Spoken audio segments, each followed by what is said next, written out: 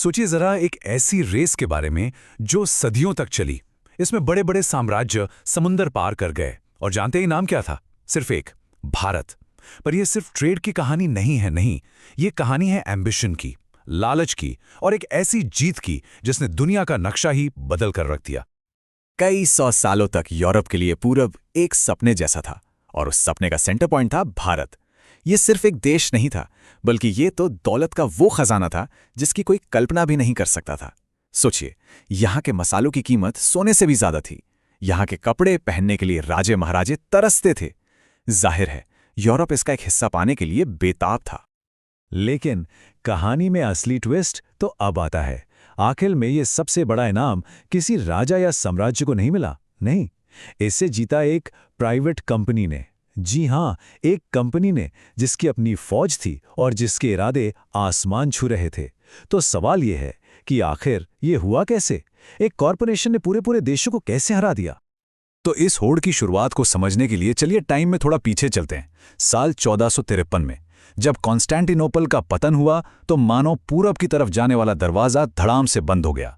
जो पुराने trade routes थे वो सब बंद। अब पूरे यूरोप में खलबली मच गई। उन्हें भारत के खजाने तक पहुंचने के लिए एक नया रास्ता चाहिए था, और वो भी फटाफट। और इस बेचैनी के पीछे एक खास तरह की सोच काम कर रही थी, जिसे कहते हैं मर्केंटिलिज्म। अब ये क्या है? इसे आप एक तरह का नेशनल लेवल गेम समझ सकते हैं। रूल बड़ा सिंपल था। जिस देश के पास सबसे ज्यादा सोना चांदी है वही सबसे पावरफुल है, वही सिकंदर है। और ये सोना चांदी मिलेगा कैसे? सीधी सी बात है, अपना माल ज्यादा बेचो, दूसरों का कम खरीदो, और अगर जरूरत पड़े तो जहां से दौलत आ रही है उस सोर्स पर ही कब्जा कर लो, मतलब भारत जैसे देशों पर। तो बस यहीं से एक परफेक्ट स्टॉर्म तैयार हो गया। मतलब सारी वजहें एक साथ आ गईं। एक तरफ तो था लालच, वेनिस और जेनुआ जैसे ट्रेडर्स की मोनोपोली को तोड़ने का और कीमती मसालों तक सीधी पहुंच बनाने का। दूसरी तरफ थी शान, रेनेसां की वो एडवेंचर वाली स्पिरिट, दुनिया में नाम कमाने का जुनून। और हाँ, एक और एंगल था धर्म का, ईसाई धर्म को फैलाने का जोश। ये तीनों चीजें जब मिलीं तो एक ऐसा खतरनाक कॉम्बिनेशन बना जो अब दुनिया पर छा जाने वाला था। और इस रेस में जिसने सबसे पहले बाजी मारी वो था पुर्तगाल। उन्होंने ही भारत तक पहुंचने का समुद्री रास्ता ढूंढ निकाला। मतलब उन्होंने इस पहेली को सुलझा लिया, और इससे उन्हें एक ऐसी बढ़त मिली जो लगभग 100 साल तक चली। जरा इनकी स्पीड देखिए। 1487 में बार्थोलोम्यू डियाज बड़ी मुश्किल से अफ्रीका के दक्षिणी कोने तक पहुंचे, और सिर्फ 10-11 साल बाद 1498 में वास्को डी गामा भारत के कालीकट में था। बात यही नहीं रुकी। 1503 तक उनकी पहली फैक्ट्री लग गई और 1510 में तो उन्होंने गोवा पर ही कब्जा कर लिया। मतलब एक्सप्लोरर से रूलर बनने का सफर कितनी तेजी से तय हुआ। यह वाकई में बहुत तेजी से किया गया कब्जा था। देखिए, पुर्तगाल की शुरुआती कामयाबी का राज जमीन पर कब्जा करना नहीं था, नहीं, उनका फोकस था समंदर पर राज करना। उनकी ब्लू वाटर पॉलिसी बहुत सिंपल और ब्रिलियंट थी। उनका कहना था, जमीन पर कब्जा क्यों करें जब हम पूरे समुद्री हाईवे को ही कंट्रोल कर सकते हैं। और बस इसी सोच के साथ वो इंडियन ओशन के गेटकीपर बन गए। और इस कंट्रोल को बनाए रखने के लिए उन्होंने एक सिस्टम बनाया, कार्टा सिस्टम। अब ये क्या था? ये असल में समंदर पर चलने वाला एक तरह का हफ्ता वसूली का धंधा था। अगर किसी भारतीय जहाज को समंदर से गुजरना है तो उसे पुर्तगालियों से एक परमिट या पास खरीदना पड़ता था, और अगर नहीं खरीदा तो वो आपका सारा माल जब्त कर लेते थे। ताकत के दम पर अपनी मोनोपोली चलाने का यह एक बहुत ही कारगर तरीका था। लेकिन इतना बड़ा मुनाफा भला कब तक छिपा रहता? पुर्तगाल की कामयाबी की खबरें आग की तरह फैलीं, और जहां पैसा होता है वहां दूसरे शिकारी भी आ ही जाते हैं। तो वो रेस जो अब तक एक तरफा लग रही थी, अब एक बहुत ही खतरनाक मुकाबले में बदलने वाली थी। पुर्तगालियों के बाद तो समझिए लाइन ही लग गई। 1600 में आए अंग्रेज, ठीक 2 साल बाद डच, फिर डेनिश और आखिर में फ्रेंच। देखते ही देखते भारत का पूरा कोस्टलाइन यूरोपीय ठिकानों से भर गया। हर किसी को इस प्रॉफिट पाई का एक बड़ा टुकड़ा चाहिए था। अब कंपटीशन बहुत टफ होने वाला था। अब जैसे जैसे ये लड़ाई आगे बढ़ी, जो कमजोर खिलाड़ी थे वो एक एक करके गेम से बाहर होते गए। आखिर में मैदान में सिर्फ 2 ही जायंट्स बचे, जो वैसे भी पूरी दुनिया में एक दूसरे के कट्टर दुश्मन थे, ब्रिटेन और फ्रांस।